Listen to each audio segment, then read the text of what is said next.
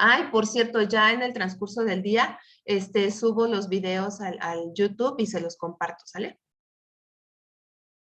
Listo, está comenzando a grabar, ¿sale?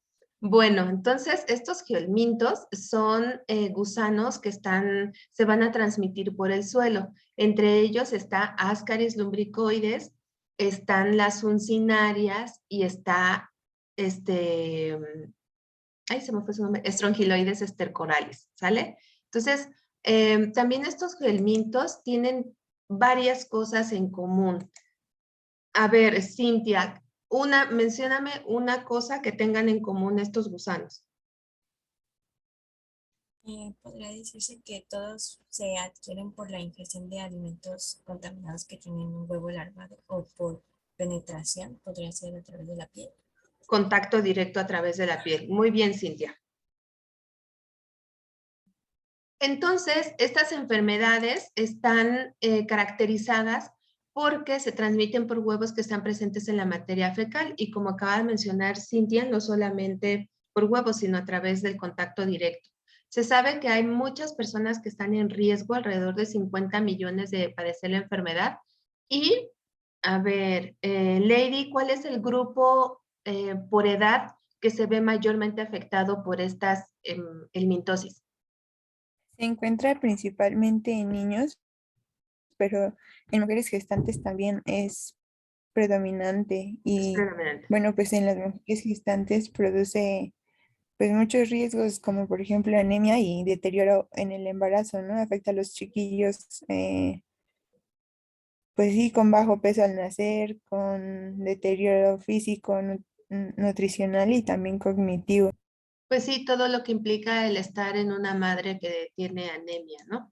Muy bien. Entonces, a ver, Jimena, mencióname dos consecuencias que sean causantes, dos consecuencias que se presenten en niños que han tenido helmintosis? Ay, doctora, no sé, se me olvidó. Ok, Oscar. No, la verdad tampoco sabía decir. A ver, o sea, no necesitan incluso haber leído. Son niños que están multiparasitados. Ajá. Estoy mencionando que son helmintos que crecen y se desarrollan a partir del consumo de medidas de higiene deficientes. En estos niños que tienen estas parasitosis, o sea, ¿cuáles ustedes creen, incluso sin haber leído, cuáles son las consecuencias en la salud de estos pacientes? Paola Hernández. Pues podría ser anemia, Por supuesto. desnutrición, y Ajá. por lo tanto también pues va a tener un estilo de vida con muchas debilidades en general, Muy bien. debilidad muscular y fatiga por la desnutrición. Ok. Una de las cosas que se presenta con mayor frecuencia es la anemia por deficiencia de hierro. Esto también, justo como los gusanos están ahí en el intestino delgado, Jimena Pineda, el intestino delgado, ¿para qué nos sirve? Pues sirve para la absorción de nutrientes, entre otras cosas. De acuerdo. Los gusanos están presentes en el intestino delgado. ¿Qué va a pasar? Pues en vez de que, no, o sea, como que el niño absorba totalmente lo que, pues todos los nutrientes, sería pues que pues el parásito los absorbe. Exacto. Oscar Pineda, ¿cómo se llama ese efecto que hacen los parásitos cuando compiten por los nutrientes?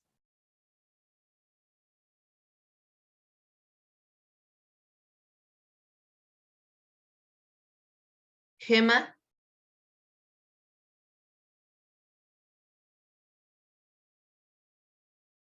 Alondra.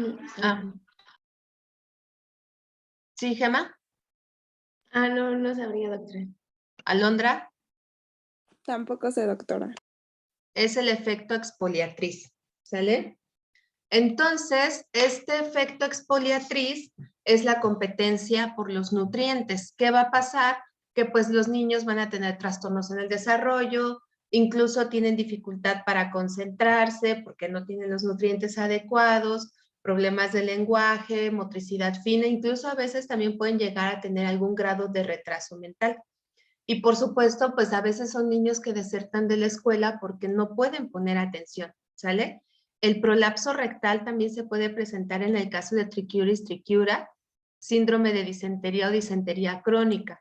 Sabemos que en el caso de que haya muchos parásitos, está disminuido el coeficiente intelectual. Se ha visto que sí se disminuye en promedio 3.7 puntos debido a la parasitosis por este tipo de helmintos.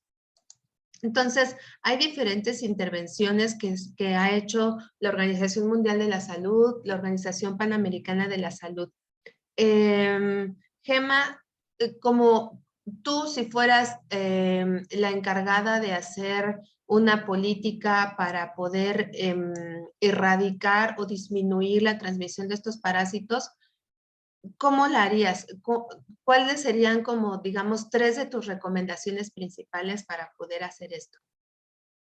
Bueno, primero creo que sería importante que como estas son enfermedades que son consideradas de pobreza, entonces creo que me enfocaría en las zonas o en las zonas donde haya mayor pobreza y deficiencias, y ahí es donde se podría fomentar como varios programas de higiene y de educación para estas personas, para que pues tengan la higiene correcta, y también ver cómo mejorar la calidad de vida mediante apoyos para que pueda mejorar de alguna manera.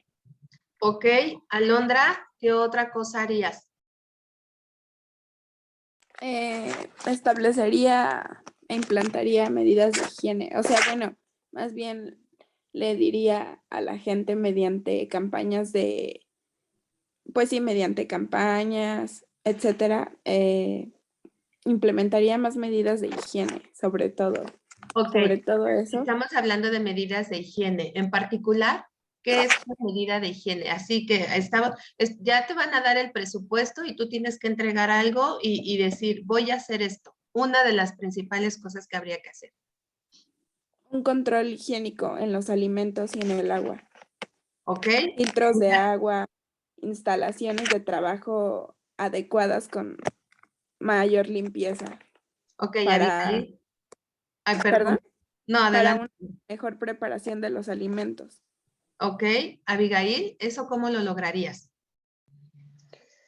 Pues, pues sí, informando a la gente, o bueno, educando más que nada con, no sé, ¿no? Con esa promoción de la salud, de poderle explicar a la gente, no, claramente no decirles, ay, si no se lavan se van a morir. O sea, pues no, ¿verdad? Pero sí explicarle que es importante desinfectar tanto el agua como las verduras, o sea, que es importante lavarlas, incluso que es importante lavarse también las manos antes, no sé, de cocinar, o si fueron al baño, o si, o si o si ahorita que está lo que la pandemia, llegando a la casa, ¿no? Porque pues okay. sí. Doctora, todo esto que usted dice está muy bonito, pero yo la verdad no tengo agua potable en mi casa.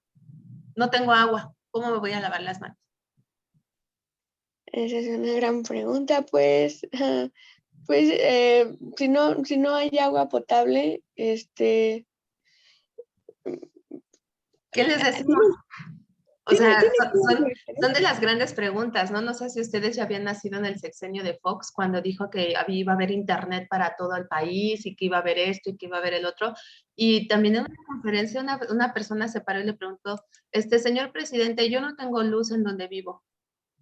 Entonces, justo de lo primero que siempre debemos de pensar, no hay que pensar como nosotros que vivimos en lugares donde hay acceso.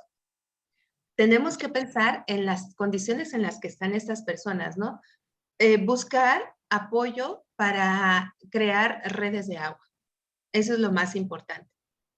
Pues es que sería, perdón, doctora, también sería buscar esas políticas, ¿no? Esas gestiones para pues para la gente, porque igual, o sea, si lo vemos desde ese lado, claramente no viéndolo desde el privilegio, hay personas que a veces nada más consumen lo mínimo, ¿no? Claro. Y también pueden tener pues otras infecciones. Entonces, sí, gestionar lo que es una, no sé, ¿cómo se dice? Una canasta de que básica, pero bien, porque sí, de verdad, he visto canastas que digo, no inventes, o sea, de que sí, muy, muy, pues mal, o sea, de que ni son básicas.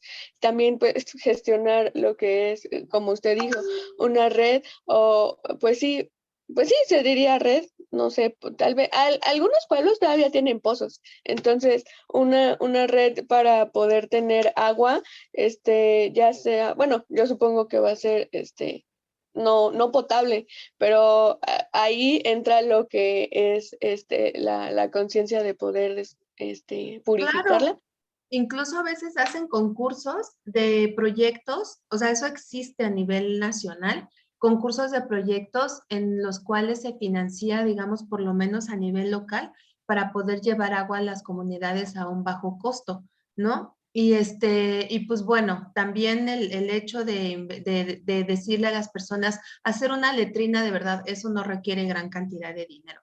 O sea, esa es una política que pues sí se ha instaurado en varias localidades del país, justo para evitar la contaminación de los mantos freáticos con materia fecal, la contaminación de los pozos con materia fecal, y pues también para que haya una adecuada, justo localizar dónde están las excretas, y pues esto es un poco más, incluso por ejemplo en la reserva, a mí me dio mucho gusto cuando fui a la reserva de la biosfera ay, se me fue el nombre. Ay, se me olvidó. Está en Yucatán, perdón, en Campeche. Los baños son letrinas, pero están divididos, si vas a hacer pipí o si vas a defecar. Entonces, se separan y desde ahí también se les da como un procedimiento para utilizar la materia fecal. Esa materia fecal se utiliza, pero después de ser tratada para otras cosas, ¿no? Doctora, Entonces, ¿puedo comentar algo rapidísimo? sí, Sí, bueno, justo lo que usted dice, ahorita también ya está como implementándose, no tiene mucho, que también están haciendo de que fosas, pero con ese fin, o también están haciendo de que baños secos con, bueno, con de hecho se llaman hojas, pero baños secos, ajá.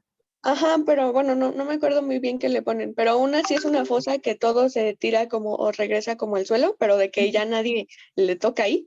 Y Ujú. también me acuerdo mucho que cuando estaba en la prepa nos dejaron hacer un proyecto de purificación del agua, pero de que agua sucia, sucia, sucia, de que con piedras, grava, claramente botellas, Sí, y claro. nos enseñaron cómo purificar un agua de que hasta se veía con tierra y purificarla bien, ¿no? Claro. Claramente era agua sucia y después la calentabas y ya si querías te la tomabas, pero sí, poder también implementar desde eso, ¿no? Si no hay de que acceso al agua, pues poder entonces saber purificar bien las cosas. Claro, enseñarles o incluso, pues hay muchas políticas que igual sí se han llevado a cabo y por eso pues sí se ha logrado disminuir el impacto este, de estas parasitosis, ¿no? Y pues bueno, dentro de las recomendaciones que por parte de la OMS como una meta para realmente tener un impacto en la salud, pues es la desparasitación, o sea, hacer programas de desparasitación que a nadie de ustedes ahorita se les ocurrió,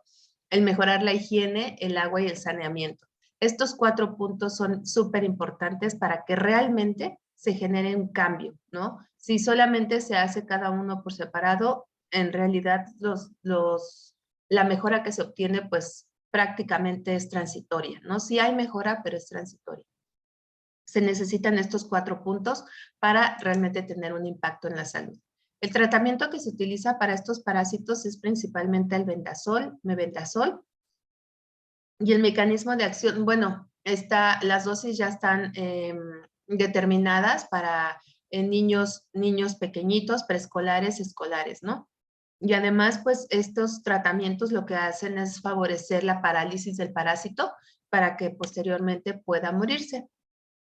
En el caso de la transmisión del mintos, este no se va a llevar a cabo de persona a persona, no hay manera, salvo en estrongiloides, sí hay ciclos de autoinfección.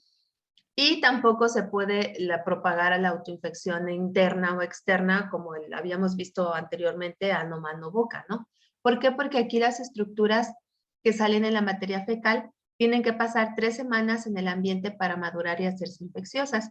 De tal manera tenemos que la persona que se infecta contamina el suelo con los huevos ya fertilizados.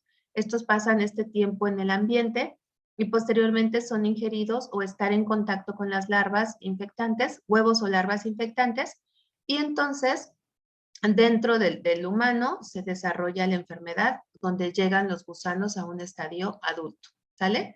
Y pues bueno, de los más frecuentes a nivel, por lo menos Latinoamérica, que son de los, somos de los países en los cuales pues hay una alta tasa de transmisión de estos parásitos. Principalmente está Ascaris lumbricoides, Trichuris trichiura, Ancylostoma duodenale y Necator americanus. Estos dos son conocidos como usinarios. En el caso de los gelmintos, pues vemos que la prevalencia en México es más o menos del 20%. Entonces, a ver, ¿alguien conoce a Ascaris o han escuchado algo de Ascaris? Intervenciones breves, por favor. Jessie, Natasha y luego Sofía. Sí, que es el nematodo más grande que parasita el tubo digestivo del hombre. Ok, Natasha. Bueno, yo escuché que pues había 2 tipos de huevecillos, los fecundados y los no fecundados. Y básicamente los no fecundados eran cuando las hembras no se apareaban con los machos y pues y entonces esto se le llamaba como partenogénesis. No son partenogenéticas las Ascaris, sí producen huevos, pero no son fertilizados, o sea, no, digamos, son estériles, pues no se desarrollan. Entonces ya nunca más se desarrolla. No, esos huevos que salen al ambiente y no están fertilizados, no se desarrollan. Ah, ok, doctora. Sofía. Sí, que este parásito Me gusta escucharte, Sofía. Este parásito va a afectar más a niños, como decíamos en edad escolar o preescolar, y más que nada al género masculino. Muy bien. Bueno, entonces, ahorita vamos a continuar con las demás participaciones, ¿eh? No bajen su mano. Aunque les pregunte, ustedes manténganse firmes. Ajá, entonces, esta enfermedad es causada por un nematodo, como ya mencionaron, es el más grande que parasita el ser humano, porque hay machos, hay hembras, ¿no? La hembra es más grande que el macho y tienen un promedio de 20 a 30 centímetros de longitud por de 3 a 6 milímetros de ancho, o sea, sí están un poquito grandes. Los huevos tienen una cubierta protectora de 3 capas que les va a permitir sobrevivir en el ambiente, ¿no? Son huevos microscópicos y pues hay en diferentes estadios. Este Ascaris lumbricoides se llama así por la similitud que tiene con Lumbricus terrestris, que es la serpiente, es la lombriz de la tierra, ¿no? Entonces, el ciclo de vida de estos parásitos, la mayoría comparten esta trayectoria, ¿no? En el caso de Ascaris, la forma infectante son los huevos que están en estos ambientes, ¿no? Que se transmiten principalmente por la infección de ingestión de verduras regadas con aguas negras, los niños que juegan a nivel del suelo, que juegan con tierra y en esa tierra pudiera estar contaminada por personas que realizan el fecalismo al aire libre, personas contaminadas, obviamente, ¿no? Entonces, estos huevos larvados, la larva se libera en el duodeno y posteriormente pasa a circulación vía porta. Algunas veces son desechadas en el hígado y ya no avanza la infección, pero cuando la infección avanza, esta larvita se mete a la circulación, viaja a través de corazón, luego llega a pulmón, en la tráquea. Bueno, incluso aquí hay manifestaciones pulmonares porque hay rompimiento de las paredes de los alvéolos y posteriormente llega la tráquea, la faringe. Ahí si hay expectoración, a veces expulsamos larvas, a veces no. Lo que se hace es, llega la larva aquí, se deglute, o sea, la volvemos a tragar y es como la larva puede llegar al intestino delgado en donde se generan los adultos. Los adultos van a vivir en promedio de 1 a 5 años, donde posteriormente mueren y salen en la materia fecal. La forma de que evoluciona el adulto va a tardar en promedio 2 meses, o sea, de que se ingiere el huevo a que se producen los estadios adultos, van a pasar 2 meses y estos adultos, machos y hembras, copulan, generan huevos que salen al ambiente, huevos fertilizados, huevos no fertilizados. Los que nos interesan son los fertilizados porque cuando estén en el ambiente van a pasar 3 semanas más o menos para que este huevo fertilizado desarrolle una larva que va a ser la forma infectante, ¿no? En las heces podemos encontrar estos huevos, cualquiera de estos dos, o incluso también fragmentos de parásitos. En la fase larvaria, todos los gelmintos hacen este trayecto, de que se van por vía porta, pasan a pulmón, corazón, llegan, se degluten y llegan a intestino delgado. Atzin, ¿tú has escuchado algo acerca del síndrome de Lofer? La verdad no, doctora. Ok. ¿Alguien de los que tiene su manita levantada saben algo del síndrome de Lofer?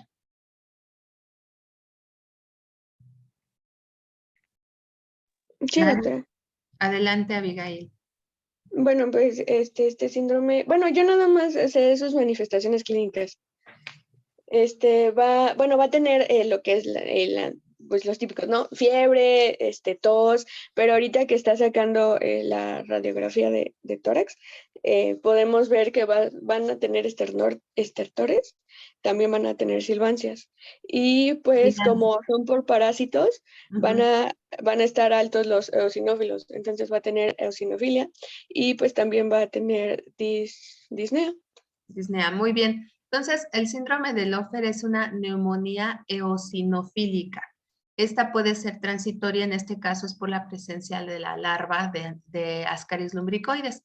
Y es un amplio espectro clínico, en donde incluso en las radiografías de tórax se muestran infiltrados, pero estos pueden ser transitorios asociados al carácter migratorio de la larva. Entonces puede cursar con insuficiencia respiratoria, eosinofilia y los infiltrados pulmonares, ¿no? ¿Por qué? Porque el gusano, bueno, la larva lo que hace es romper la membrana alveolocapilar, penetra en el parénquima pulmonar y va causando las lesiones mecánicas que van a favorecer la aparición de eosinofilia.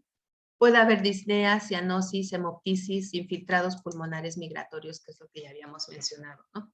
Entonces, a ver, cuando el gusano llega al intestino, Atzin, ¿qué crees que haga el gusano en el intestino? ¿Cuáles son sus principales efectos patogénicos?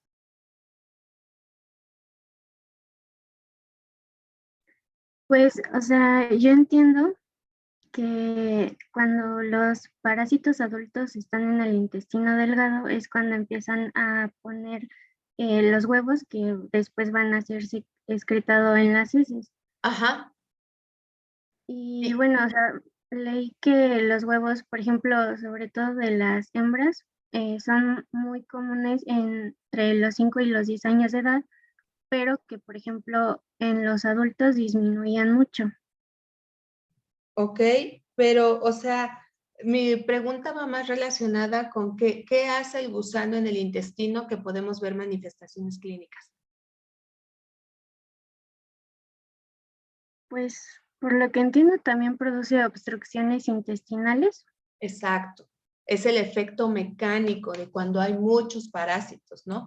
Ya habíamos hablado del efecto exfoliatriz, traumático, porque el gusano también tiene productos de excreción-secreción que van a causar efectos tóxicos, inflamación e irritación del intestino. Y todo esto va a derivar en la desnutrición y retraso en el crecimiento. La forma en cómo nosotros podemos encontrar a Ascaris es cuando hay una parasitosis masiva. ¿Esto por qué? Porque vean, o sea, son de verdad nudos de gusanos que pueden llegar a causar una oclusión, puede haber diarrea y malestar en general, anorexia, palidez y pérdida de peso.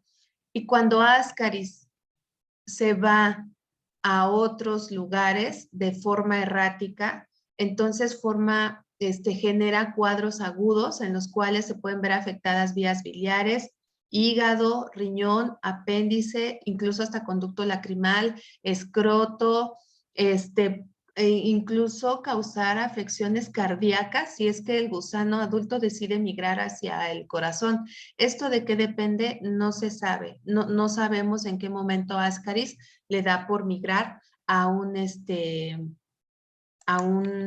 órgano, ¿no? Que no sea el intestino.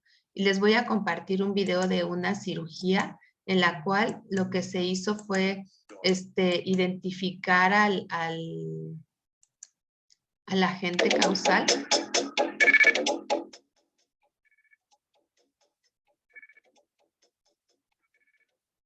Vean lo inflamado que está el intestino, casi a punto de reventarse. Disculpen la calidad del video, pero sí, al final sí se alcanza a ver lo que queremos.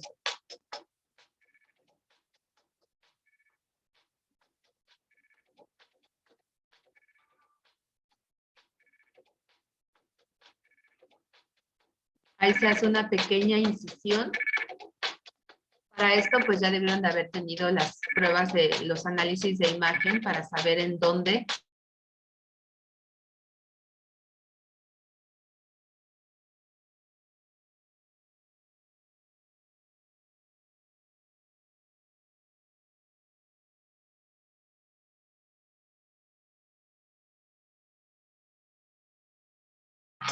¿Hasta dónde se quedaron del video? Creo que me sacó de la sesión. ¿Pudieron ver algo del video? Solamente el inicio, cuando se ve el intestino. Ok, ahí va.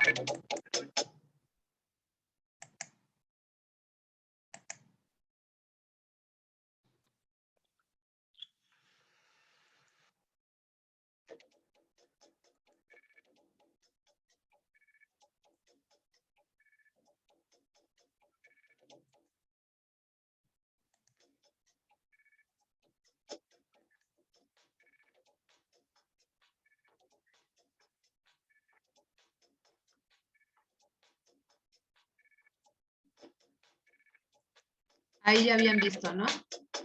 Ya hicieron la incisión. No, doctora, vimos poco antes de que como en el 12, el segundo 12, 13. Ok, ahí ya lo dejamos.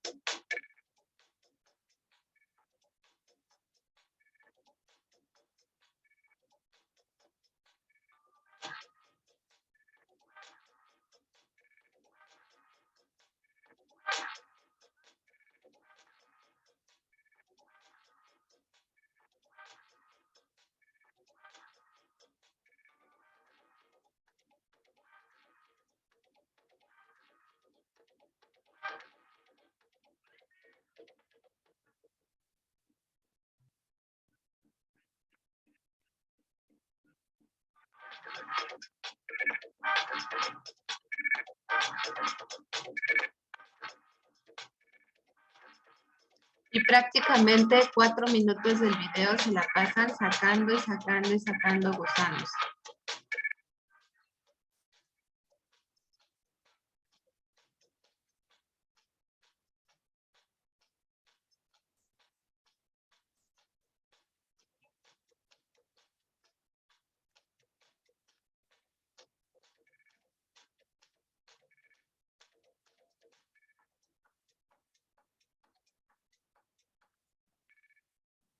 Entonces estamos hablando en este paciente de una parasitosis masiva. Vean cómo siguen como digamos, exprimiendo el intestino y siguen saliendo estos gusanos, ¿no? Entonces, sí estamos hablando de una parasitosis, un grado de parasitación masiva que pues, sí, César, se parecen a los espaguetis. Ya lo superé, ya puedo comer espaguetis sin acordarme de Ascaris. La primera vez que conocí a Ascaris no podía comer espagueti, pero ya después no hubo ningún problema. Entonces, pues bueno, en el caso para hacer el diagnóstico, pues nos debemos de apoyar bastante en la historia clínica, en la epidemiología, en los análisis clínicos como pruebas de sangre para ver si el paciente tiene algún grado de anemia o eosinofilia y sobre todo en los análisis de imagen. Y incluso para poder localizar al gusano si es que no tenemos una idea clínica exactamente de qué es lo que pueda causar el padecimiento, como en la mayoría de los casos clínicos que hemos visto que a veces pues están dando vueltas y vueltas siempre pensando en bacterias, en enfermedad de Crohn, en colitis ulcerativa, en colitis nerviosa, etcétera, y hasta que a veces fortuitamente se llega a encontrar el gusano, ¿no? Podemos usar las radiografías, tomografías. En el caso de la fase de migración, que es cuando está en pulmón, radiografías, ultrasonido también. Incluso a veces se llega a encontrar el parásito. La imagen que les pasé en la diapositiva del síndrome de Lofer, esa era un paciente que iba por una cirugía cardíaca y presentó neumonía eosinofílica transitoria en ese periodo que estuvo hospitalizado y fue como le extrajeron este gusano, ¿no? Vean el tamaño que tiene, y era el que le estaba causando el problema. De hecho, tuvo complicaciones severas hasta que le sacaron el gusano. Eso es en la fase de migración. En la fase intestinal o por migración errática también puede ser. En la fase intestinal vemos el hallazgo de estos gusanos a través de endoscopía o de forma indirecta podemos ver los huevos en la materia fecal, ¿no? Y también es importante saber el grado de parasitación que tiene este paciente. ¿Por qué creen que sea importante el grado de parasitación? A ver, ¿quién quiere contestar? Doctora, yo tengo una duda. A ver, Ruta. A ver, Abigail. Yo tengo una duda. Como nos les mostró en el video, mi duda es, ¿por qué hay tanto parásito? O sea, de que o se reproducen muy rápido, o realmente no son fáciles de detectar, o el paciente a veces lo deja pasar mucho tiempo, pero ¿por qué llegar hasta ese como extremo de que de verdad les acaban y les acaban? ¿Tú por qué crees, Leonardo? ¿Me podría repetir la pregunta? ¿Por qué crees que en el video ese niño tiene tantos parásitos? Porque, bueno, puede ser que no se atendió oportunamente y ya fue complicado con el tiempo. Exactamente, porque en realidad la gente no sabe que tiene esa cantidad de parásitos. Porque son personas en estado de abandono, porque son personas que si algo no les compromete la vida, no se van a atender. Muy bien. ¿Alguna otra duda? Si no hubieran realizado la operación, sí se hubiera muerto el paciente, ¿verdad? Las cirugías se hacen en casos extremos cuando se compromete la vida del paciente, la mayoría de las veces, porque ya hay una oclusión intestinal. Ok, gracias, doctora. ¿Sí? ¿Alguien más? ¿Dudas? Yo, doctora, Yo.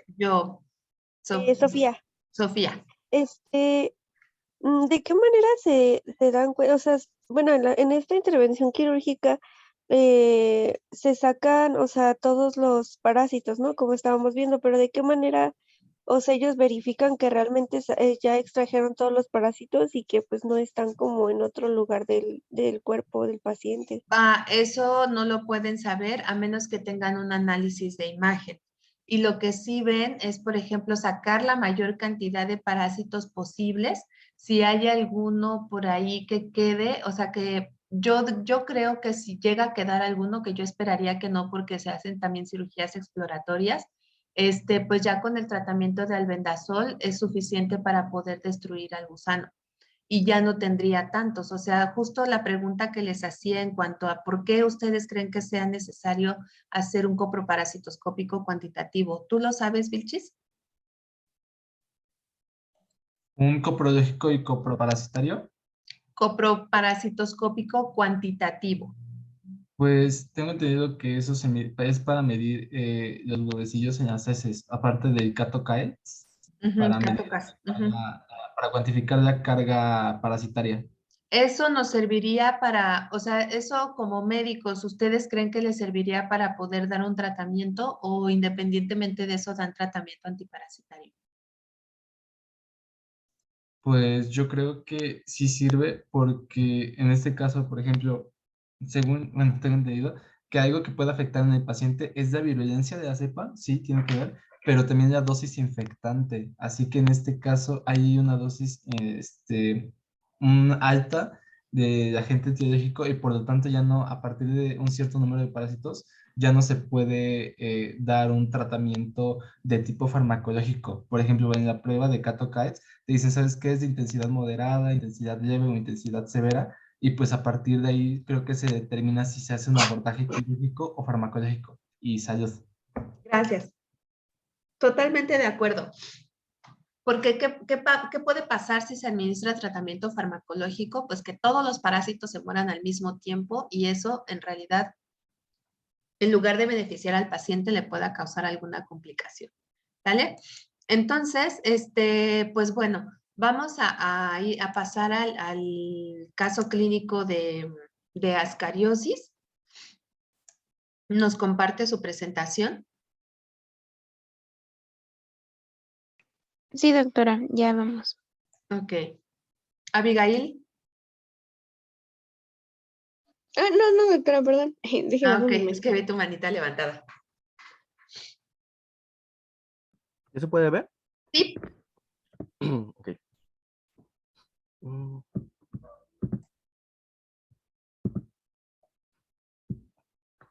Ok, bueno, buenos días, compañeros y doctora. El día de hoy lo vamos a hablar sobre un caso clínico de ascariasis. El equipo está conformado por Lugo Espinosa Alejandra y yo su servidor, Velasco Cuevas Joshua.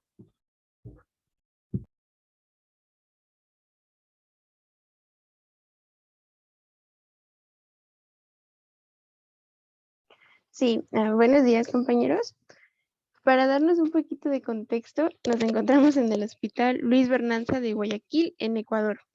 Y llega una paciente femenina de 27 años que refiere dolor tipo cólico en el epigastrio, que irradia al mesogastrio y al hipocondrio derecho. Aquí les puse una imagen de los cuadrantes, pues para que se sientan un poquito orientados, ¿no? Y aunado al dolor también tiene náuseas, vómito de tipo biliar, lo que quiere decir que el fluido que expulsa es de color amarillo e incluso puede llegar a ser verde. Y también presenta ictericia, lo que se refiere a que su piel se ve amarilla. Y como antecedentes importantes tenemos que hace 10 meses se le realizó una colicistectomía. Siguiente.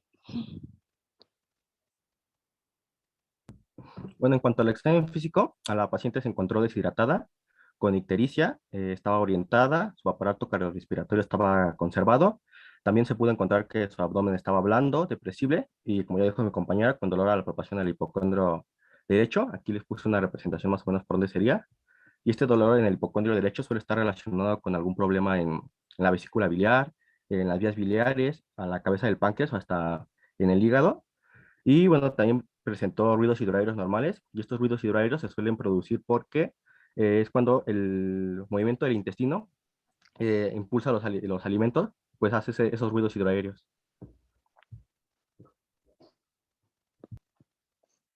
Se realizaron exámenes de laboratorio y estos fueron los hallazgos. A la izquierda puse lo que se encontró en la paciente y a la derecha puse los valores de referencia. En el hemograma se encontró pues leucocitosis, eosinofilia y trombocitopenia. Y como sabemos, una causa muy frecuente de eosinofilia pues son las infecciones parasitarias. Y en cuanto a la trombocitopenia, pues igual una causa puede ser infección o incluso nos puede estar indicando una enfermedad hepática. Siguiente, por favor. Estos fueron otros estudios que se hicieron y vean, bueno, yo resalté en rojo los que están alterados. Como podemos ver, los niveles de bilirrubina pues están altos en los 3 exámenes y la bilirrubina alta nos indica que pues el hígado no la está eliminando correctamente y esto puede estar ocurriendo por distintas causas, desde una hepatitis hasta una obstrucción de los conductos biliares, ya fuera por un cálculo, por ejemplo.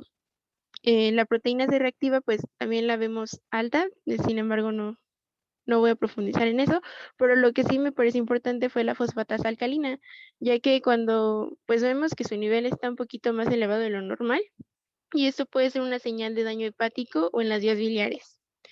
Siguiente, por favor.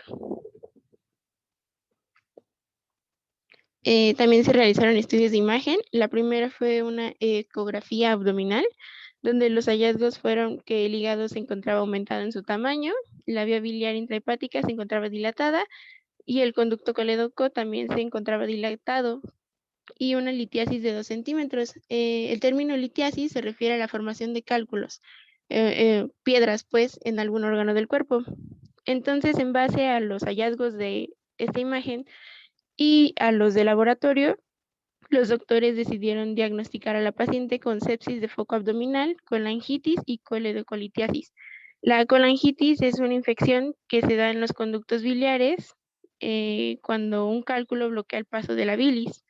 Y pues la coledocolitiasis, pues ya sabemos, ¿no? Sí, es pues la formación de cálculos en el conducto colédoco. Siguiente. Otro estudio de imagen que se realizó fue la colangioresonancia magnética. Este es un estudio que nos permite evaluar el estado de las vías biliares, pero intrahepáticos. Y esos fueron los hallazgos. Básicamente coinciden mucho con lo encontrado en la ecografía. El hígado se encuentra aumentado en su tamaño y hay dilatación en los conductos hepáticos, la vía biliar y el conducto colédoco. En el caso de la vía biliar, por formaciones quísticas que hay en su interior, y en el conducto colédoco por un cálculo de pues aproximadamente 2 centímetros y pues yo no lo veo muy claro, pero donde está la flecha roja nos señala la presencia del cálculo. Y pues bueno, continúa mi compañero. Bueno, ya en la tomografía de abdomen, ya como mencionó mi compañera, se pudo identificar un hígado heterogéneo que aumentó de tamaño. El hígado heterogéneo se suele presentar porque hay una alteración en los hepatocitos, ya que el hígado normalmente es homogéneo. Bueno, también ya, como se mencionó, una dilatación de la vía biliar, con imágenes quísticas en su interior, pero también se pudo identificar un líquido laminar en el hilo hepático, aquí en esta imagen de la derecha. Este sería el hígado, como estoy señalando, y esta imagen que se ve un poco más hiperdensa sería el líquido que está rodeando el hilo. Y también hubo un incremento del número de ganglios paraórticos izquierdos, que sería la que está señalando con la flecha roja, más o menos por aquí. Y bueno, ya después de que la paciente estuvo 6 días hospitalizada, se le tuvo que realizar una intervención quirúrgica, donde se pudieron apreciar como varios nódulos en el hígado, que también, pues ya, como se mencionó, tenían diferentes tamaños y eran compatibles con abscesos hepáticos. Se observó una dilatación de la vía biliar y 100 centímetros cúbicos de líquido inflamatorio. Este líquido inflamatorio es el que le mencioné hace ratito que estaba rodeando al hilo hepático. Se tuvo que realizar la maniobra de Kocher, que esta consiste básicamente en levantar la cabeza del páncreas y el duodeno del retroperitoneo y movilizarlos hacia la línea media. Aquí les puse una imagen más o menos de cómo sería. Aquí está levantando el duodeno y la cabeza del páncreas y la está movilizando hacia la vena cava inferior y la aorta. Y ya bueno, después de realizar esta maniobra, se pudo explorar la vía biliar común y así se pudo obtener un líquido biliopurulento.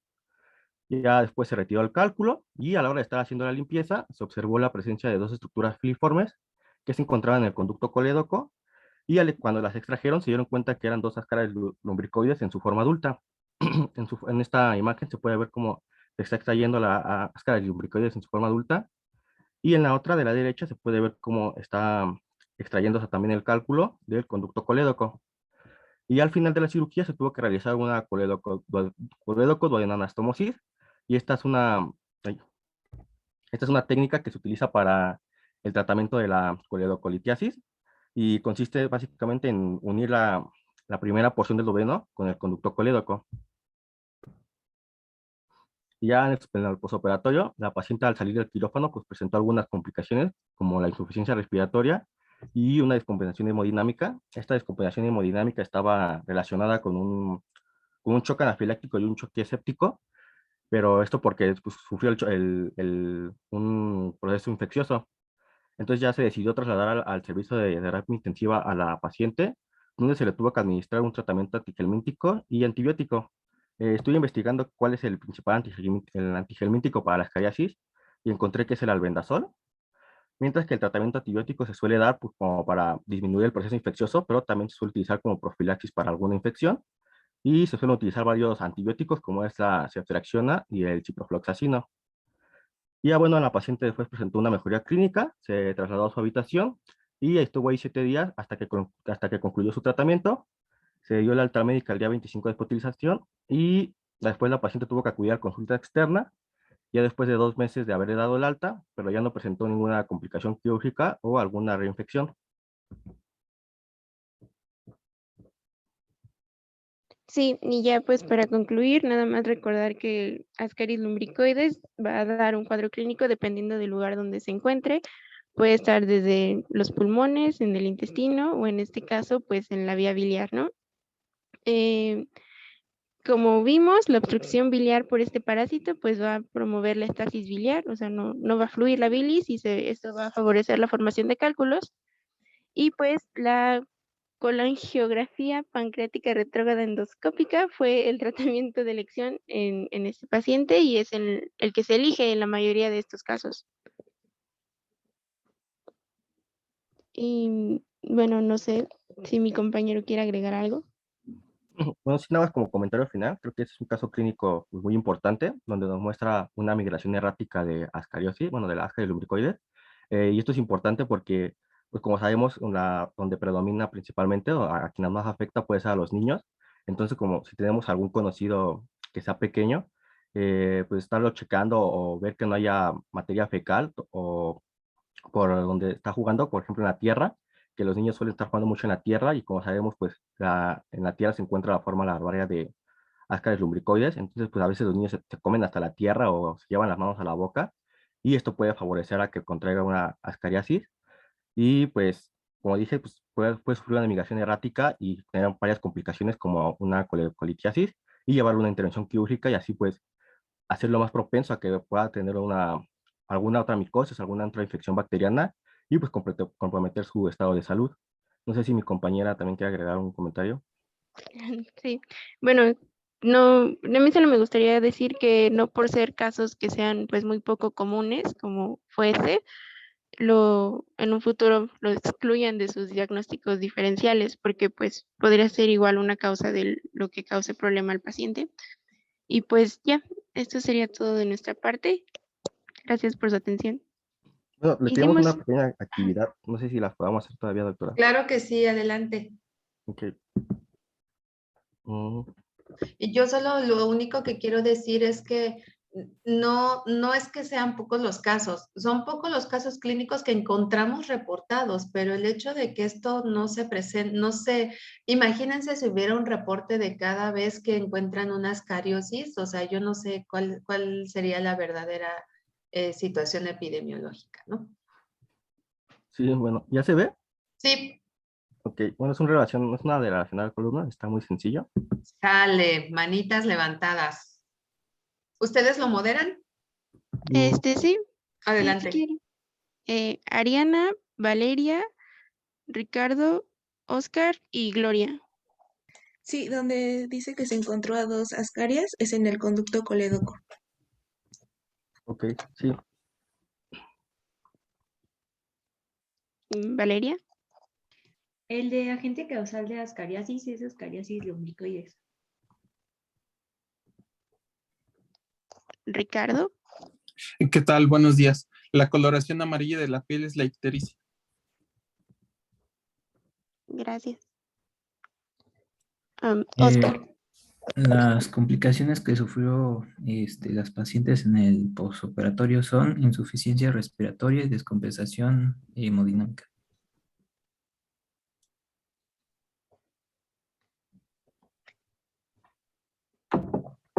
Sí, y Gloria. Bueno, la última sería colecistomía. Sí. Qué bueno, ya eso sería todo y muchas gracias por su atención. Ok, bueno, muchísimas gracias. Son las 8:01, nos vemos a las 8:10, ¿sale? Nos vamos a descanso. Gracias, doctora. Claro, doctora, gracias. Gracias, doctora.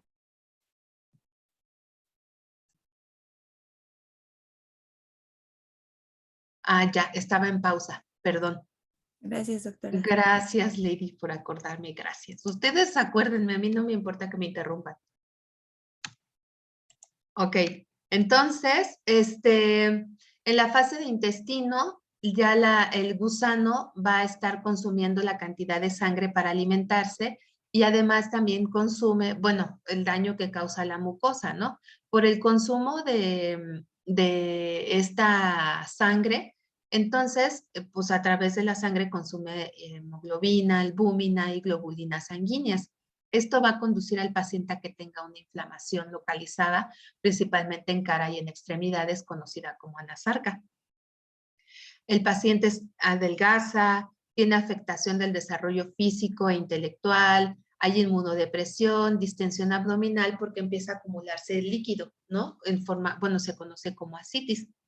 Cuando el paciente ya está parasitado de forma grave, entonces ya tiene retraso en el crecimiento, dolor abdominal, eosinofilia en sangre periférica, incluso puede llegar a haber melenas, melena, o sea, que es la presencia de sangre en materia fecal, o incluso, pues sí, o sea, excretar una cantidad de sangre importante. Este es un resumen, este cuadro se los puse incluso en grandote para que lo puedan leer. La localización del gusano cuando está de forma dérmica, en forma de larva filariforme que penetra la piel, pulmonar que causa síndrome de Lofer, gastrointestinal, cuando ya se encuentra en fase de estado el gusano adulto en el intestino, hematológica, el tipo de daño que causa en cuanto a la presencia de anemia, y esta se da por el consumo de sangre, y la sintomatología general, ¿no? Todo lo que ocasiona el gusano dentro de la persona. Vean esta fotografía de un corte histológico. Este es un corte, digamos, este es el gusano, es un corte transversal, perdón, longitudinal, en donde vemos la forma, o sea, parece como un brazo que está agarrando algo, ¿no? Entonces, de esa manera se fija el aparato bucal de las uncinarias en el intestino. Digo, si tengo una no pasa nada, pero si tengo cantidad, ¿no? Este es solo un fragmento de un análisis de imagen. Imagínense, ¿no? ¿Cuántos pueden estar parasitados? Y entonces, en esta fotografía vemos el efecto de la parasitación. ¿Cómo? Porque son niños de la misma edad. Sin embargo, vean la diferencia que hay en el crecimiento. En el crecimiento y, por supuesto, también en el desarrollo cognitivo, que es uno de los principales daños que causan las parasitosis en estos niños, ¿no? El tratamiento ya lo revisamos anteriormente y aquí nada más quiero complementar con la corrección de la anemia. A veces es suficiente con administrar sulfato ferroso o dárselo, digamos, de forma oral. Y hay veces cuando la anemia es muy grave, sí se requiere la transfusión sanguínea, ¿no? Para poder corregir esta anemia. Incluso hay personas que, por ejemplo, que las hospitalizan y en cuanto dan tratamiento antiparasitario y los parásitos desaparecen, a veces a la semana ya hay una restitución, si no normal, pero sí aumenta los niveles de hemoglobina en sangre.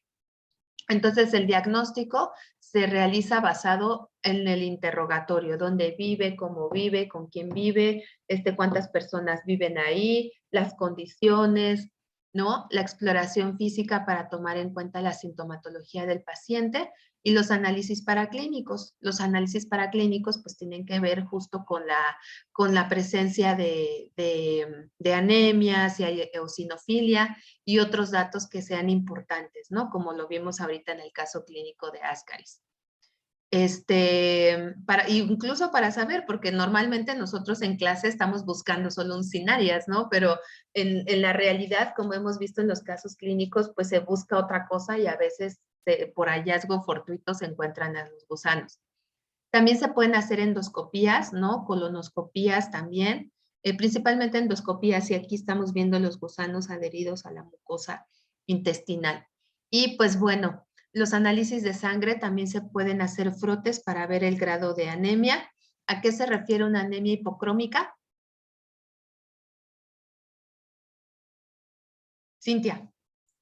Me parece que cuando los eritrocitos no tienen el color, bueno, están más claritos de lo normal. Están más pálidos. Microcítica, ¿alguien más? Regina Martínez, ¿estás por ahí? Sí, Ricardo. A ver, Regina, ¿a qué se refiere microcítico? Que se supone que tiene menos como células más pequeñas Exactamente. Sí lo sabes, Regina, muy bien. Sale. Gracias, Regina. Sí, doctora. Ok, entonces el tipo de anemia que se presenta en estos pacientes es hipocrómica microcítica. ¿Qué quiere decir? Eritrocitos más chiquitos y más pálidos. Entonces, la muestra para hacer un coproparasitoscópico, pues obviamente es materia fecal, puede ser sondeo duodenal, aspirado bronquial en el caso de la fase de migración o biopsias. Solo en la materia fecal vamos a encontrar huevos, los adultos en el intestino, y esta es otra imagen de cómo está adherido el gusano al intestino, ¿no? Entonces, para hacer los coproparasitoscópicos cuantitativos, ya mencionó Vilchis cómo se hace la técnica, es la técnica de CATOCAST. Esta técnica, aunque ustedes no lo crean, antes, hace como 10 años, yo daba laboratorio de parasitología y a mí me tocó hacerla, ¿no? Te dan una caja Petri con papeles celofán cortados en cuadritos del tamaño de los cubreobjetos y están impregnados con una solución de verde de malaquita que se utiliza como colorante. Lo que hacíamos era poner la materia fecal en el portaobjetos, se le ponía encima un papelito de estos, un cuadrito celofán, se voltea la preparación, ¿no? Se aplasta, como lo estamos viendo aquí, se hace un squash, y posteriormente queda así nuestra preparación y la veíamos al microscopio para poder buscar huevos de uncinarias. Y con base en esto se puede cuantificar la cantidad de huevos presentes en la materia fecal y de esa manera indagar cuántos parásitos adultos tenemos en el intestino. Teresita. Doctora, yo vi un video sobre esta técnica, entonces, no, la verdad no me quedó muy claro si el papel celofán se moja de los dos lados o solo de uno. Está embebido. Esta caja Petri, ahí echan el verde de malaquita y ahí echan el papel celofán. Ok, muchas Entonces gracias. estaba mojado de los dos lados.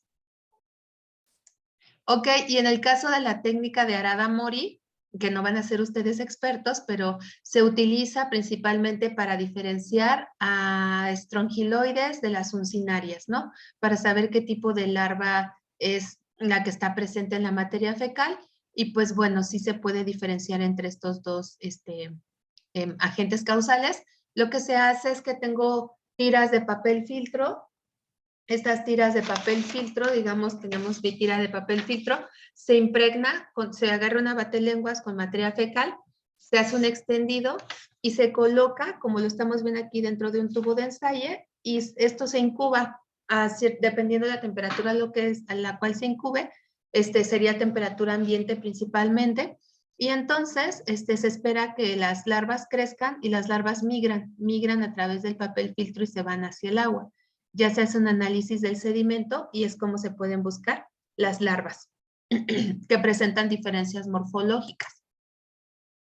Y con base en la técnica de CATOCAS, de Stoll, CATOMIURA, que son diferentes nombres, pero las tres determinan la cantidad de huevos presentes en la materia fecal y se tienen los datos para infección baja, infección moderada, y lo que realmente nos interesa es cuando hay una parasitación muy alta, ¿no? Porque esto, pues, en estos pacientes son pacientes que ya, pues, requieren tratamiento casi de forma inmediata. Para el caso de estrongiloides, que es otro gusano, que también es un helminto que se transmite por la tierra, es una parasitosis causada por el género estrongiloides. Se va a transmitir a partir de suelo contaminado con materia fecal, un poco como lo que veíamos en Necator, por contacto directo, pero en este gusano sí va a haber, en esta infección, sí puede haber ciclos en los cuales el paciente se autoinfecte. Cabe mencionar que estrongiloides es un parásito facultativo, es decir, no necesita el ser humano para completar su ciclo de vida, como en el caso de los otros, que son parásitos obligados. Los machos y hembras de estrongiloides viven en el ambiente y ahí se reproducen y ahí tienen sus hijitos y pueden vivir felices, ¿no? Sin embargo, cuando una larva rhabditiforme, perdón, una larva filariforme se encuentra en el ambiente. Aparte, pues hay un estudio, esta imagen de hecho la saqué de ese estudio en donde se hicieron pruebas para saber incluso, por ejemplo, la cantidad de dióxido de carbono que hay presente en el sudor de las personas que predispone a que las larvas penetren, o sea, como que hay una vía de señalización que la larva dice, aquí sí me meto, en este pie sí me meto, en este pie no. Ajá, ese es un estudio que se hizo muy fino, que la verdad está muy bonito, fue de donde saqué esta imagen, fue del 2017, ¿no? Donde encontraron estos datos, pero bueno, ya no voy a hablar más de eso. Y sabemos que en el caso de estrongiloides, quien parasita al humano, o sea, todas las larvas que entran, o las que pueden penetrar en el humano, se vuelven hembras. Todas. En el humano no vamos a encontrar machos, solo hembras. Esta hembra se va a dividir por partenogénesis, ¿no? Y esta larva, esta hembra, puede medir 2 milímetros de largo por 50 micras de ancho, o sea, en realidad es muy chiquitita, ¿no? Vive en túneles entre los enterocitos del intestino delgado humano, que es donde lo vamos a encontrar, al igual que los otros, ¿no? Otro estadio del gusano es la larva rhabditiforme. Esta larva es, o sea, hagan de cuenta que la hembra dentro del ser humano pare los huevos y de ahí luego se desarrollan las larvas. Estas larvas se van a eliminar en la materia fecal. Y si en el ambiente, por vías de señalización, ahí sí van a generar machos y hembras. Entonces, las larvas infecciosas se replican en el suelo para poder infectar a otras personas. Ese es el ciclo de vida. Y lo que me interesa que aquí veamos es que los ciclos de autoinfección. Se sabe que estrongiloides puede vivir en un humano hasta 65 años o 70 años manteniendo este ciclo de autoinfección. ¿En qué consiste? Tenemos al gusano adulto aquí, ¿no? En el intestino, ya vimos va a estar por los enterocitos. Esta hembra pare huevos, ¿no? Estos huevos eclosionan y forman la larva rhabditiforme, filariforme. Esta larva filariforme vuelve a entrar a la vía de circulación y sigue el mismo ciclo que Ascaris y que Uncinarias, ¿no? Se va por vía venosa, hace todo el trayecto, se vuelve a deglutir y otra vez llega a intestino para alcanzar su maduración en otra hembra, ¿sale? Este es el ciclo de autoinfección. Y por eso es que en pacientes inmunocomprometidos se pueden presentar la forma de hiperinfección por autoinfección, no por infección externa. ¿Sí me explico o ya los hice bolas? ¿Lo podría repetir otra vez? Es que yo sí me confundí un poquito. De acuerdo. Empezamos con la larva filariforme que entra en el paciente por vía cutánea. Hasta aquí todo bien. Esta larva sigue el mismo trayecto que Ascaris y Uncinarias, ¿no? Pulmón, se deglute, llega a intestino. En el intestino solo va a haber hembras, no hay machos, ¿no? Todas las larvas por vías de señalización, todas se vuelven hembras, todas. Estas hembras van a poner huevos porque son hembras partenogenéticas. Estos huevos en el mismo intestino van a diferenciarse. Lo que haría en el ambiente lo hace dentro del intestino, ¿sale? Son huevos que se diferencian y llegan a la larva filariforme otra vez, pero dentro del intestino. Esta larva filariforme atraviesa el intestino, se va otra vez vía sanguínea y se repite el ciclo otra vez. Esta es la autoinfección, ¿no? Esta autoinfección es muy importante, este ciclo de autoinfección es muy importante en los casos de inmunosupresión, porque como hay defectos en la producción de células del sistema inmunológico, entonces no se puede frenar este ciclo o digamos no se puede mantener digamos por decirlo así en bajo perfil, sino que hay una autoinfección masiva y eso puede ocasionar formas diseminadas de estrongiloidosis. Esta parasitosis está muy relacionada con países endémicos. No sabemos cuál es la frecuencia mundial. Lo que sí sabemos es que puede haber muchas personas infectadas, ¿no? Hay áreas de hiperendemicidad, ¿no? Tenemos áreas localizadas en Latinoamérica, también algún foco en Asia y en África. Y en México sabemos que es endémica, ¿no? En zonas tropicales y subtropicales. Se han identificado casos en Chiapas, en Oaxaca, Tabasco, Jalisco, y pues bueno, no tenemos datos actuales sobre la presencia de esta enfermedad en nuestro país. Entonces, ya en el ciclo de vida explicamos cómo se puede adquirir la estrongiloidosis. Aquí está un resumen por si todavía quedó alguna duda en el ciclo de vida, que es por autoinfección, ¿no? Donde el parásito puede vivir de forma indefinida en el hospedero, por hiperinfección, cuando hay una diseminación, ¿no? Y la infección diseminada en la cual las larvas ya están en cualquier parte, ¿no? Es posible encontrarlas en esputo. Esta es una larva en tinción Giemsa, y aquí apenas si se alcanzan a ver las larvitas, aquí está una, aquí está otra, ¿no? Este es el lavado broncoalveolar de un paciente inmunodeprimido que tiene síndrome de hiperinfección. ¿Cuáles van a ser las manifestaciones clínicas en estos pacientes? Pues dependiendo de la forma que tengan. Al principio, solamente en la fase aguda está la sintomatología dérmica, ¿no? En la cual hay presencia de larva currens. De hecho, se llama larva currens porque es una larva corredora, o sea, sí avanza más o menos unos 5 centímetros por día, ¿no? O de 1 a 3 centímetros, me parece, por día. Entonces, hay comezón y, bueno, en la fase migratoria, ya que llega a pulmón, puede haber sibilancias, tos, febrícula, lo que habíamos mencionado anteriormente. Y cuando llega a intestino, dolores de un epigastrio, diarrea, náusea y vómito, ¿no? Estas larvas también son obtenidas a partir de esputo.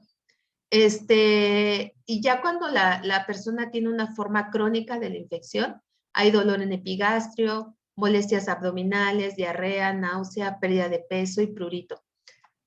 Hay que tener mucho cuidado en los pacientes inmunosuprimidos. ¿Por qué? Porque la sintomatología que se presenta en ellos no es específica y es dependiendo de dónde esté la larva. Incluso puede haber síntomas meningios, pulmonares, neurológicos, dependiendo de dónde estén localizadas las larvas, ¿no? Esta es una biopsia de mucosa gástrica en donde podemos ver tanto a las larvas, a los huevos, por ejemplo, aquí tenemos huevos, ¿no? Y una larva. En este caso también están presentes los huevos y la larva. El tratamiento en este caso es con ivermectina. La ivermectina lo que hace es que actúa sobre los canales de cloro, de los que pasan el ion cloro, y además causan daño muscular y muerte del parásito, ¿no? Están las dosis adulto, las dosis en niños para mayores de 15 kilogramos, que pesen más de 15 kilogramos, y en niños más pequeñitos no se tiene como una guía para poder, el tratamiento se hace de forma empírica.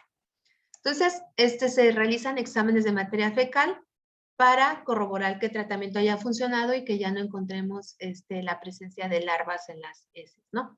En el caso de los pacientes inmunosuprimidos hay que monitorear por si es necesario que requieran otro ciclo de tratamiento. El diagnóstico es igual que en Uncinarias y Ascaris. Aquí hay que ver también grado de anemia, si hay presencia de eosinofilia, presencia de linfocitos, y también se puede obtener materia fecal, lavado broncoalveolar. Se pueden hacer coproparasitoscópicos de concentración. Aquí se utiliza un método que es específico para concentración de larvas, ¿no? Que es el método de Berman, y para estrongiloides sí tenemos coprocultivo, ¿sí? En este caso sí se puede sembrar la materia fecal para ver el desarrollo de las larvas. Aquí, por ejemplo, tenemos a la hembra, ¿no? Esto es una imagen de la hembra. Tenemos la larva rabiditoide que está presente aquí, ¿no? Y los huevecitos. que están presentes acá. Por eso me gusta esta imagen, porque están los 3 estadios del gusano. Entonces, el método de Berman se basa principalmente en el geotropismo o termotropismo. Ahorita vamos a ver rapidísimo en qué consiste.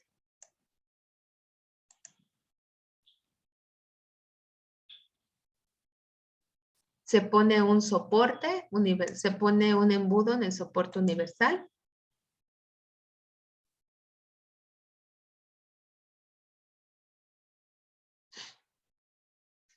Se colocan las gasas y justo para evitar que la materia fecal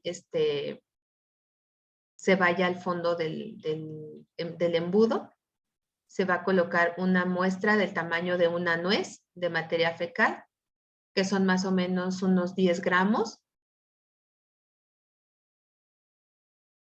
Y se va a adicionar agua destilada.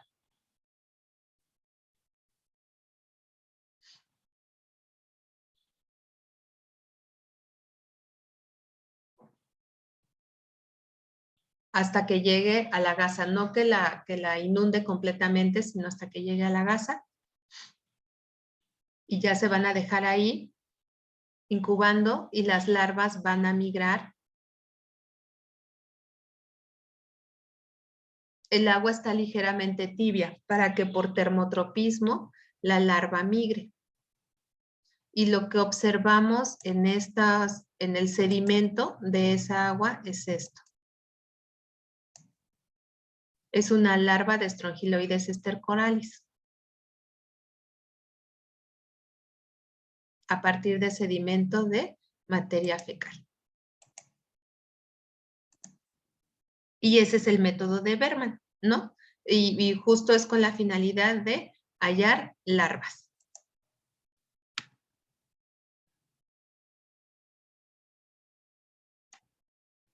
Y pues bueno, vamos con el último gusano. ¿Alguien leyó algo sobre triquiurosis? Fernanda. Ay, ¿me escucho? Disculpe. Sí, ya te escucho. Bueno, yo leí que era como cosmopolita y que tiene un predominio en las áreas que son como tropicales y templadas, que tienen más como un ambiente como de lluvias y va a ser como que más frecuente en lo que es las personas preescolares y escolares, o sea, en los niños. Muy bien, Alejandra.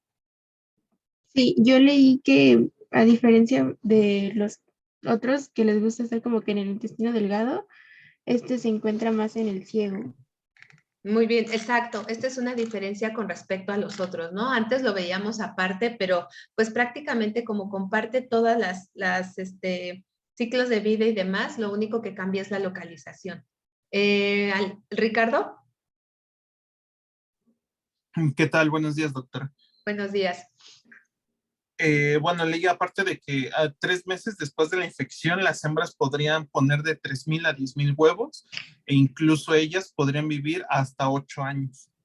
Exacto, son gusanos muy longevos, ¿no? Más longevos de lo que a uno le gustaría. Ok, ¿alguien más quiere mencionar algo? Jimena. Sí, mencionar que igual los síntomas o manifestaciones clínicas van a variar pues dependiendo de la carga. Cuando Claro. son pues cargas pequeñas van a ser asintomáticos y cuando pues estas son grandes pueden desarrollar síntomas como dolor abdominal, diarrea con sangre, prolapso rectal, anemia y pues eosinofilia. Sí, ya vienen complicaciones más severas, ¿no? Joshua. Sí, bueno, nada más mencionar que mecánicamente este parásito puede afectar al nervio pudendo y así ya provocar un prolapso rectal. Sí, y sobre todo porque como son niños desnutridos también pierden la tonía de los músculos del esfínter anal. Mariel. También como los anteriores se divide en hembra y macho, las hembras van a medir de 35 a 50 milímetros y su forma es como de látigo y en los machos va a medir de 40 a 45 milímetros y su extremo caudal va a estar como enrolladito. Sí, como el que estamos viendo aquí en la imagen, ¿no? Alondra. que hablando sobre su distribución, está presente en aguas tropicales y en climas templados. Muy bien, César. Perdón, va a ser un cuadro clínico similar a los anteriores ya estudiados. Y en el examen, bueno, en el coprocultivo vamos a encontrar unos huevos, bueno, decía que en forma de limón. Ajá, bueno, ahorita vamos a la morfología, Natalia. No sé si ya lo mencionaron, pero pues las condiciones naturales es que se encuentra en la tierra, entonces se transmite por geofagia, es decir, que el hombre come, bueno, se puede decir que sí, come ¿Comemos tierra, sí? Ajá. Sí, básicamente como en los otros, ¿no, Miriam? En la patogenia y inmunidad, pues el tiempo de desarrollo de la fase infectante de larva adulto es de 21 días y el tiempo que tarda en larvarse el huevo es de 10 a 12 semanas y tiene una longevidad del adulto de 8 años a más. Exacto, entonces, bueno, ya vimos, en el caso de, este es un tricocéfalo, de hecho se llama tricocéfalo, porque la cabeza es como si fuera un pelo, tiene el grosor más o menos de lo que tiene un pelo, ¿no? Y el resto del cuerpo es la parte caudal. Entonces, este es el macho, también va a haber hembras, son gusanos en forma de látigo o como les mencionaba, tricocéfalos. Y además van a tener huevos, ¿no? Estos huevos también van a pasar diferentes estadios. En la literatura comentan que tienen esta forma de barril con estos tapones mucilaginosos en los polos. El ciclo de vida es un ciclo de vida directo, aunque sí tiene que pasar una parte en el ambiente, ¿no? La forma diagnóstica son los huevos y aparte estos huevos salen al ambiente, tienen que pasar 3 semanas para que la larva crezca dentro del huevo y que estos puedan ser comidos y otra vez, ¿no? O sea, pero estos a diferencia de Ascaris o de los otros que hemos visto, van a localizarse en el ciego, como ya ustedes mencionaron. Y es muy frecuente en climas tropicales y también, por ejemplo, en los climas secos, ahí se detiene un poco la infección como en el norte de México. Entonces, el adulto básicamente lo que hace es excretar huevos, ¿no? Una vez que se completa el ciclo más o menos de que se ingiere el huevo a que se forman los adultos y estos excretan huevos, pasan más o menos 3 meses. Pero una vez que ya los adultos están en su fase sexual activa, generan de 3,000 a 30,000 huevos por día. Entonces, les voy a poner el ciclo de vida. Este es en un canino, pero es lo mismo que pasa en los humanos. Entra el huevo de Trichuris.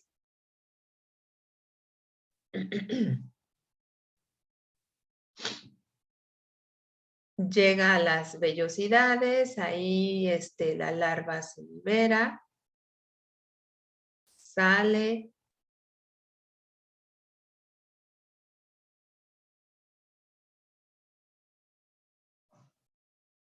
se adhiere, migra hasta el colon. Llegando al colon, vean lo que hace. Ya se empieza a desarrollar a un estadio adulto, pero se mete en la pared. Y entonces ya machos y hembras ahí generan huevos. O sea, sí es un grado de parasitosis muy alta también, ¿no? Estos huevos van a salir en la materia fecal. Pasan una parte de su ciclo de vida en el ambiente y van a estar listos los huevos larvados para ser infectantes. ¿Tienen alguna duda con el ciclo de vida? No, doctora. Cometí un error. En este caso, no está Trichuris, no migra hacia pulmón, no hace la migración de los otros helmintos. En este caso, el huevo, la larva que eclosiona en el intestino delgado, se va directamente al ciego, ¿sale? Entonces, es más frecuente en niños, como ya lo mencionaron, por el hábito de comer tierra, afecta alrededor de 500 millones de personas en el mundo, y el perro, como ahorita lo vimos en el ciclo de vida, sí puede ser una fuente adicional de infección. Y lo que se ha visto que Trichuris trichiura puede coexistir con otros parásitos como Ascaris, como Giardia, Entameba, Hymenopeltis, Necator, ¿no? Y la prevalencia en el mundo, en nuestro país, ronda alrededor del 20% de personas, aunque hay zonas donde todavía hay hiperendemicidad, como en el África subsahariana, ¿no? ¿Qué hace Trichuris? Pues vean aquí. Este es un artículo que se acaba, bueno, no tiene mucho que se publicó, en donde las larvas están en el intestino delgado, penetran a través de las células del intestino, se diferencian, bueno, aquí ahí ven la diferenciación de las larvas, y lo que ocurre de forma patogénica es que incrementan el recambio del epitelio, ¿no? Del colon principalmente, hay hiperplasia y producción de moco, y esto activa que el músculo esté contraído. Entonces, hay daño en el paciente por lesiones mecánicas, inflamación y hemorragias petequiales, porque vimos cómo ahorita en el ciclo de vida acabamos de ver cómo el gusano se pega, ¿no? Hay anemia hipocrómica y el balance de hierro está alterado. De esta manera, hay diferentes formas clínicas, dependiendo del número de gusanos, de cuánta sangre ingieran, y pues estos parásitos también ingieren alrededor de, por ejemplo, tenemos un dato que 1000 parásitos consumen 5 mililitros de sangre por día. Entonces, la infección puede ser leve, moderada o masiva. Y lo que nos interesan son estas formas moderadas, en donde la diarrea es ocasional o tipo cólico, y las masivas, ¿no? Donde ya hay diarrea, los pacientitos viven excretando sangre, incluso diarrea con sangre, dolores abdominales, e incluso el prolapso rectal se puede presentar, además de náusea y vómito. Y la forma en cómo se pueden encontrar los gusanos en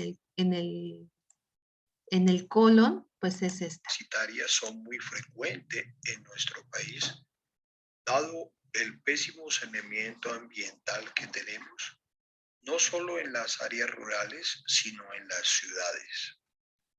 Este es un caso de una paciente con diarrea crónica. ¿Ya lo vieron? La cual le hicimos una colonoscopia y vemos en el ciego Sí. múltiples parásitos alargados cuyo extremo proximal forman como una especie de látigo conocido como tricocéfalos. Los tricocéfalos son una infección parasitaria que se adquiere por la transmisión fecal oral, es decir, por inadecuado lavado de las manos o por aguas o alimentos contaminados con materia fecal. Observen cómo el tricocéfalo inserta su espolón dentro de la mucosa del colon y vean para cómo se succionar lastima la el colon. sangre al paciente. Aquí, por propósitos académicos, estamos retirando el parásito y él se resiste a ser sacado de la mucosa del colon de nuestro paciente, la cual está succionando la sangre. Observen cómo más o menos 2 a 3 centímetros están dentro de la mucosa. Aquí logramos liberar el parásito y observen cómo es un parásito alargado cuyo extremo proximal es una especie de látigo. Es muy importante hacer un buen lavado de las manos antes y después del contacto con los alimentos, antes y después de ir al baño, y también hervir el agua que se consume del grifo. Pues ahí está, ¿no? Esta es la forma también, una forma diagnóstica de cómo podemos encontrar a los parásitos. Y bueno, cuando los pacientitos tienen tanto ascariosis como tricocefalosis, pues son lo que ya habíamos mencionado anteriormente, ¿no? Deterioro en el rendimiento escolar, retardo en el crecimiento, tienden a comer tierra, y esta es la clínica o la patogenia del prolapso rectal. Hay niños malnutridos que pierden la tonía de los músculos perianales. El esfínter anal se relaja y entonces como hay mucho movimiento en el intestino y también pues estos tricocéfalos hacen que tengan muchas ganas de ir al baño. Al momento de hacer fuerza, de defecar, la mucosa se inflama y se prolapsa. Queda hinchada y queda expuesta. Y imagínense tener el ano expuesto, todas las infecciones que se pueden agregar, ¿no? Es un proceso crónico, desgastante, porque no solamente pasa una vez, y pues esto no se cura de forma rápida porque justo está la presencia de la anemia, de pérdida de peso, y pues los niños retardan el crecimiento, ¿no? Ustedes, en su opinión, en la información que tienen hasta ahora, ¿qué harían para resolver un prolapso rectal? ¿Qué se les ocurre? ¿Cirugía? ¿O cómo lo harían? ¿Cómo creen que esto se resuelve? ¿Un qué, doctora? ¿Mm? Perdón. ¿Hay un qué? ¿Cómo resolverían el prolapso rectal? ¿Todavía están ahí o ya se fueron a desayunar? Y me dejaron aquí a mí sin desayunar. No, aquí Abigail. Ya estamos, doctora. A ver, Arturo, qué gusto escucharte, Arturo. Me parece que está primero Natalia. Ok, Natalia. Gracias. Pues yo sí haría una cirugía porque pues es incómodo para el paciente, ¿no? Más que nada, primero tomaría como una biopsia y determinar qué está pasando y ya si veo que no corre ningún riesgo, no está ocluyendo, no sé, algún vaso importante o así, pues sí, ya lo retiraría. O sea, ¿quitarían el ano? No, simplemente el prolapso, o sea, lo que está agrandado, pues. Esto que estamos viendo aquí es el ano. O sea, si lo quitan, entonces el niño se queda sin ano. No es, o sea, eso es parte del cuerpo del niño. No es una cosa que hicieron los tricocéfalos. Los tricocéfalos lo que hacen es que el ano, o sea, el ano debe de estar aquí, ¿no? O sea, el ano debe de estar así. Y lo que hacen es justo por el pujo, el ano se sale, se prolapsa. Eso es lo que pasa, lo que estamos viendo aquí. No es algo que haya hecho el tricocéfalo. Sí está inflamado porque hay presencia de gusanos. Pero, a ver, Arturo. Me parece que se realiza una cirugía que se puede hacer tanto por abdomen como por laparoscopía. Y aparte, después de la cirugía, se hacen ejercicios para mantener el tono del suelo pélvico. Entonces es cirugía y rehabilitación posterior a la cirugía. Y así es como se trataría el prolapso rectal. El prolapso rectal. Abigail. Pues justo como dice Arturo, bueno, no sé qué tan favorable sea que en todos los casos sea cirugía, pero también tengo entendido que con compresas, ya sea de agua pues tibia, un poquito más caliente, no hirviendo, pero sí con una temperatura mayor, como que no quiero decir se empuja, pero no permite que se salga, o sea, haciendo presión con la mano, exacto, se empuja. O sea, se empuja ahora sí que redundantemente hacia adentro para que no proceda. Exacto. De hecho, esas son las maniobras manuales que se utilizan con mayor frecuencia en los prolapsos rectales. Están, digamos, este es el ano, ¿no? Y lo que se hace es empujar los glúteos de tal manera que los cerramos, ¿no? Y mantenemos como el área glútea cerrada de tal manera que el prolapso poco a poco se vaya desinflamando y se vuelva a meter. Porque ya en casos o sea, difícilmente se hace una cirugía a menos que ya sea como algo más crónico, ¿no? Entonces, esa es la forma en cómo se regresa el ano a su lugar. Y pues bueno, el diagnóstico, y ya terminamos, chicos. El diagnóstico es igual que el de los anteriores. BH para ver si hay anemia, también hipocrómica microcítica, porque son gusanos hematófagos. Si hay eosinofilia. La presencia aquí en lugar de endoscopías, nos sirven más las colonoscopías para poder identificar el parásito. Hacer conteo de huevos a partir de materia fecal. Y la infección leve es menor de 5.000, moderada más hasta 10.000 e intensa hasta 10.000, y también podemos encontrar esta cantidad de parásitos, ¿no? El conteo de huevos también se hace por coproparasitoscópico cuantitativo, STOL o CATOCAS. Y aquí está el resumen. Esta es una tabla que encontré que me gustó mucho para que ustedes la puedan revisar de forma más rápida, ¿no? El geominto, ascaris, trichuris, urcinaria, estrongiloides. ¿Cuánto miden en adulto? ¿Cómo se infectan? ¿Dónde lo vamos a encontrar? La sintomatología y el tratamiento, ¿no? Casi para todos es lo mismo, excepto ivermectina para estrongiloides, y que también se puede utilizar como tratamiento en las urcinarias. Entonces, espero que esa tablita les sirva mucho para repasar. Y pues seguimos en la lucha. La meta mundial ahora de la OMS ya cambió al 2030. Cuando empecé a dar clase estaba la meta en el 2020. Se han hecho algunos avances, pero pues básicamente siguen en lo mismo. Mejorar el saneamiento, eliminar o mantener la eliminación de la morbilidad de geomintosis en niños, en edad, sobre todo en niños, ¿no? La administración de comprimidos, el que muchos países sigan donando dinero para estos tratamientos, pues bueno, básicamente estamos en lo mismo. Higiene, agua y tratamiento parasitológico. Y pues bueno, terminamos geomintos. ¿Van a tener clase de laboratorio? Creo que no, doctora. ¿No? ¿Ustedes están de acuerdo si dan chance de que expongan sus compañeros que les tocan los temas de hoy? ¿Quieren tomar descanso o como ustedes me digan? No, ya Sí, descanso y nos volvemos con las expos. Órale, pues. ¿Sí todos están de acuerdo o los demás ya se fueron y no les importa? Tomaron su descanso antes. Jimena. Bueno, sí, estoy de acuerdo, pero también tenía una duda. Ajá. Por ejemplo, pues en los pacientes que son asintomáticos, ellos van a estar excretando huevos, ¿no? Sí.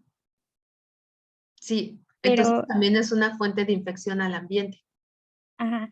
Y entonces estos pacientes, pues como son asintomáticos, o sea, no se van a tratar y van, o sea, a desarrollar una enfermedad moderada o más grave si no reciben tratamiento. Dependiendo de qué tan inmunocompetentes sean. O sea, si mantienes la infección a raya, digamos, no se disemina, no hay una hiperparasitosis. Sin embargo, pues sí siguen excretando huevos al ambiente. Es por esa razón que se está implementando ya desde hace muchos años la desparasitación voluntaria, digamos, las campañas de desparasitación para que por si cualquier cosa, tú te desparasitas cada 6 meses o un año, o en estos lugares a donde hay hiperendemicidad, se administre tratamiento, aunque por lo menos en algo pueda ayudar, aunque sabemos que no resuelve el problema por lo que ya discutimos al principio de clase, pero sí puede ayudar a disminuir un poco. Ok, muchas porque gracias. no se hacen, lo ideal sería ir y hacer tamizaje de materia fecal, ¿no? Obtener las muestras solamente cuando los pacientes, por ejemplo, un niño que tenga uncinarias, ¿no? O que tenga tricocéfalos, llega al médico y entonces cuando es posible y se tienen los recursos, se hace el análisis a toda la familia. Hay veces que unos tienen y a veces que pues nadie de la familia tiene, ¿no? Porque otra cosa también es que no solamente con una muestra se pueden identificar los huevos. Uno pensaría que podemos encontrar fácilmente los huevos, pero tampoco es cierto. Entonces, pero por sí, por no, por eso cuando se desparasita un miembro de la familia, de preferencia, todos se deben desparasitar. Y más las personas que conviven y preparan los alimentos. Pero pues bueno, la convivencia es de todos, entonces todos se tienen que desparasitar. Y entonces, pues también es muy importante, pues, no sé, dar esta información de desparasitar, ¿no? Porque, bueno, yo ni me acuerdo fue la última vez que yo me desparasité. O sea, entonces, Pero les prometo que después de esta clase, en serio que se van a acordar de desparasitarse, si no es que todo el mundo va a correr a desparasitarse ya. sí, ya de una vez. Sí, bueno, yo desde que Muchas entré en la carrera tengo gracias. esa cultura aquí en la casa de desparasitación periódica, por sí y por no, porque aparte me encantan los tacos de la calle. Entonces, pues, sí, sí o sí me tengo que desparasitar. Sale, pues nos vemos a las 9:15, ¿va? Sí, doctora. Gracias, doctora. Descansen.